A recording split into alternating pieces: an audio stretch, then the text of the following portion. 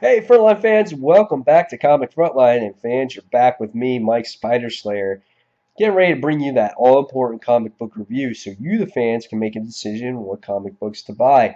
And today, fans, I'm bringing you the review from the bed as I'm still recovering from this flu. I'm starting to feel a little bit better, but it's hard to talk long term without coughing or sneezing or something of that nature. So, today I wanted to talk about Ant-Man issue number 2, and I really wanted to discuss this issue to see if this book was just as good as issue number 1. Now, Nick Spencer is the actual writer of this book, and the artwork is done by Ramon Rosanas. Cover is really well done here. You get to see Scotty Lang in a snow globe on South Beach. It's an awesome cover. And being that I'm from South Florida, and I lived in Florida pretty much my whole life. It's good to have that superhero representing the old Florida area. So I was happy to see that. Now, when you open up the book and you look at that interior artwork, I think it fits this book quite nicely. It's got the great detailing, great artwork, great paneling. Just enough and not where it's over the top, but not where it's underwhelming either. So I really enjoy this artwork here, and you gotta love how Scott Lang has that humor in this book, and it really fits his the way he's drawn. So really well done. The letterer does a great job too, which is really fun. So. What did I think of this issue? What was the story about? Was it just as good as the first one? Basically, what this story starts off with is you get to see this brief encounter with Scott Lang doing battle against the Grizzly, and you're like, dude, the Grizzly's in here, but he's looking out for trying to get revenge against Scott Lang because he thinks he's the one that put him in jail or whatnot, and so it was a cool introduction to the actual issue. But once that little altercation is done and over with, we get to see that father-daughter relationship on how Scott really will go through all lengths to be with his daughter. I mean, he turned down a job from Stark Industries to move to Miami to be with his daughter. But in order to spend time with his daughter, he's got to have a job. He's got to have some kind of money, some kind of income. Otherwise, his wife is not going to allow him to have, visitation rights or whatnot. So the thing that Ant-Man winds up doing is he winds up going to this bank, and he's going to this bank talking with Cassie, saying that what can I lose? I'm Ant-Man. They're gonna have to give me this money. So it was kind of an all or nothing type of deal. So right from the beginning of the get-go, you wind up getting to see him interact with all these bankers here, and he's denied the loan, which was hysterical when you read the actual issue. He's like, "You're." All the bankers said, "You're a criminal." He's like, "You have no employment, no qualifications. You have a negative credit rating," and they're like, "You don't even." Qualify for our free checking program, which I thought it was hysterical. He's like, come on, guys. He's like, seriously? He's like, I didn't get a chance to sip this orange juice before you guys turned me down. So what happens is we wind up seeing the person that's in charge of this bank, this female here, and her name is Mrs. Morgenstern. And she wanted to hear Ant-Man's pitch.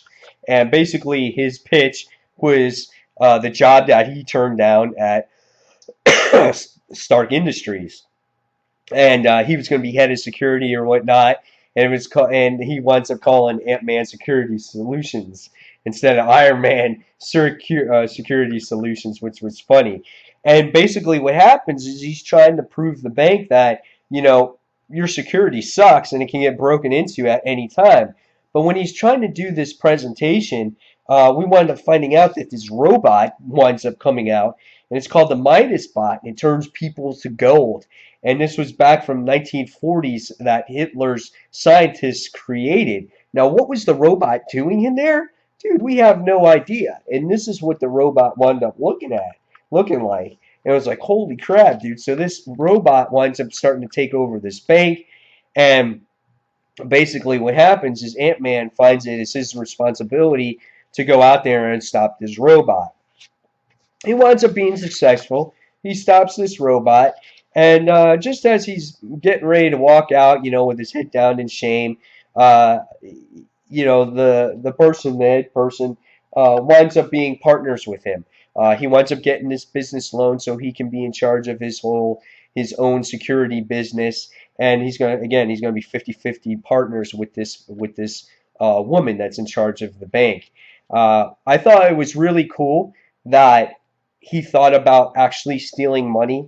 And, he really digs deep down into his soul. And he says, well, what kind of person would I be if, my daughter found out that I'm stealing money? He goes, I want to be able to look her in the face every day. So that's how important that his daughter means to him and how he's trying to go straight. So I thought that was a really touching moment in the actual issue. And it was great to see once he gets the bank loan here, you get to see how grateful that his daughter is that he pulled it off. And there's some great humor in this issue. It's not forced, it's not overdone. It's just genuine human humor that Scott Lang presents. He's a little bit gullible at times, expecting just because that he's a superhero, everything's kind of be handed to him. But he never kind of realizes that his past is going to haunt him a little bit. It was pretty cool too. He wound up creating some billboard signs, to represent his business, and he's like, "Oh yes, Iron Man's not going to care." He's like, us superheroes got to stick together. So that's kind of that gullibleness that he has. And Tony Stark sits there and finds out, and he's like, "Sue." So I thought it was really cool. And by the time you get to the end of the issue, you wind up seeing him and Grizzly becoming business partners. He's going to be like the head of security. He's going to be like the security head of security there. And then finally, in the next issue, it looks like we're going to see some really good action because Taskmaster has Scott Lang in his sights there, looking to pick him off. So yeah, really great issue. I really enjoyed this. This was maybe better than the first issue because first of all, it wasn't as wordy. They didn't have as much, obviously, not as much dialogue in here, but you get to see really just that real father-daughter connection between Scott Lang and Cassie.